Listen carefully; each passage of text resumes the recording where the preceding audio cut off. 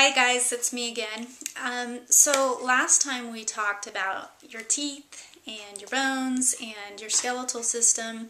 So today we're going to kind of talk about everything else. So a lot of people have no idea what happens to the food that they put in their mouth and the drink that they put in their mouth and what happens to it on the way as it goes through the body and on the way out. They just kind of figure, you know, the body just does what it does and what goes in must come out. Well, not exactly. You know, when we look at the plumbing in our house and we get a clog somewhere, and then, you know, we hire a plumber and the plumber comes out and, you know, cleans out the drain and, you know, some like real nasty thing comes out. Well, it's very similar with our bodies if we do not eat foods that were designed to be in our bodies. Much like, I remember I had flushed paper towels down the toilet one time and they got clogged because paper towels are not designed to be going down a toilet. And I found out the hard way and like $100 later. At any rate, I wanted to show you some pictures. I think I told you in some previous posts about an exhibit that I saw called Body Worlds. And Body Worlds was an exhibit where they took real live cadavers and they plastinated them, meaning they put a thin coat of plastic on them so that you could actually see what were once real live human bodies. And so I went to this exhibit when it was showing down in Los Angeles and I actually bought the book. So I wanted to show you some pictures of what happens to some of the foods and how they actually get caught in some of your organs if they are not the type of foods you were meant to be ingested.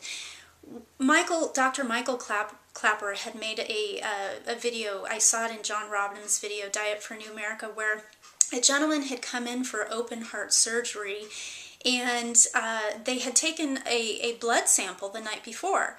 And Michael Clapper came back to the blood sample and he was really surprised because here was this vial of blood and there was like this Crisco-like fatty substance that had congealed on top of it. And he said, normal blood has got, you know, the oil on top of it, but it looks more like vegetable oil, not like Crisco. And he goes, what is that?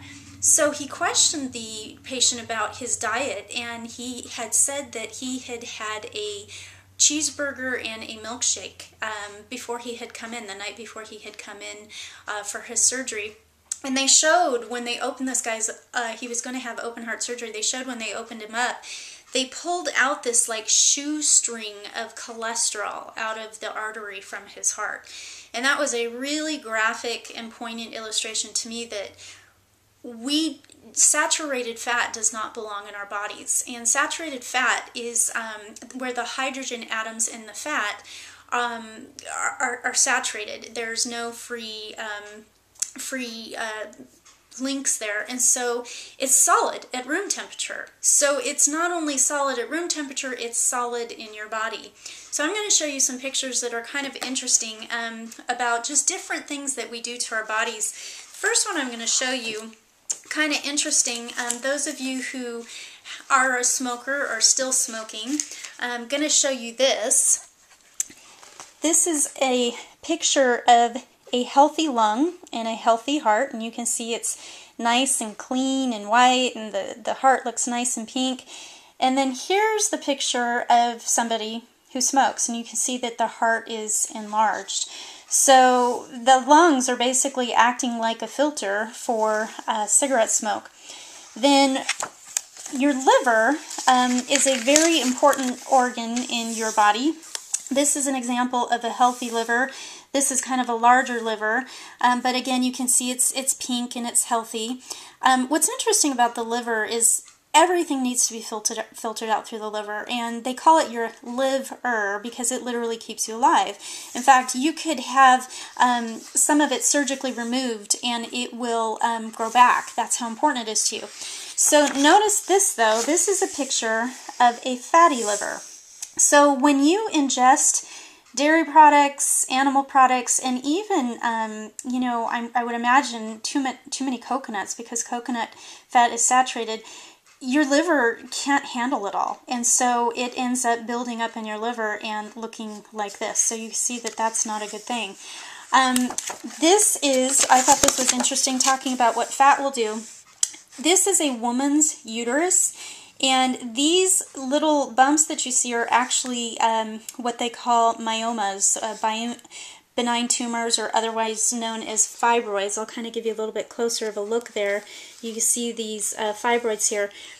When a woman eats too much fat in her diet, and the liver becomes congested like we just showed you, then the estrogens cannot break down and they become too high in the body, and hormonal imbalances occur. So we can see that this is, what this looks like inside of the body. Interestingly, going back to the smoking, here is a picture of an actual cadaver. You see that the black lungs, and notice that even the thyroid has got the coal tar in it as well. Now, your lymphatic system, this isn't something you're going to be able to see too close up, but your lymphatic system literally runs like a thin mesh all throughout your body. You've got your lymph nodes in your groin and in your throat with your tonsils and in your armpits, but it literally is like a thin mesh throughout your entire body. And your lymphatic system can get congested as well, and so oftentimes when we have cleansing reactions and when we feel achy all over, it's your lymphatic system. So it's important that we eat foods, kind of like our car.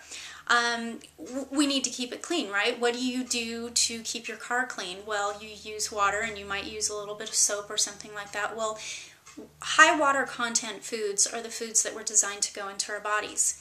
And high water content foods were not meant to be cooked, because when we cook, what happens? Well, we cook the water right out of it and we dehydrate it. And so we're basically like trying to wash the outside of our car with a piece of toast instead of a wet sponge. So fruits and vegetables meet the requirements of keeping our body clean and not creating these kind of deposits in our system and the fatty tumors and everything, that the body is trying to keep those away from the major organs, and it deposits them into our fat cells and whatnot. If we eat high water content foods, we're going to have clean insides, and we're going to have a really nice functioning body. So fruits and vegetables are high in fiber, and they've got all the vitamins and minerals that we need. Animal products simply just do not do a body good, contrary to the advertisements about milk doing a body good. You are what you eat. And we can see those deposits, that not everything that's going in is coming out. So next time you sit down to a meal, you want to sit down and you want to ask yourself, is this going to cleanse me, or is this going to clog me? And is my body going to have to expend energy to try and get this out of my body? And will it even have the energy to do that? Or is it going to deposit it? Or is this going to be the type of food that's going to really just pass very cleanly through me, leave no toxic residue, and leave me feeling vibrant and healthy and energetic? So with that said, saturated fat from animal foods, there's a lot of reasons. We talked about the acid alkaline mineral balance last time, but this time we've got the fat. We want to keep our fat intake at least no more than 10%. I don't even eat foods that are what we call overtly fatty, meaning predominantly fats. I don't eat avocados, I don't eat nuts, I don't eat olives, I don't do any kind of oils. That's just me. That's what I feel best on. For you, if you want to add them occasionally, here and there, a little bit in a salad dressing, whatever, just make sure it's no more than 10% of your total caloric intake for the day. So that's it for today. You want to eat cleansing foods, and we will talk to you soon. Thanks.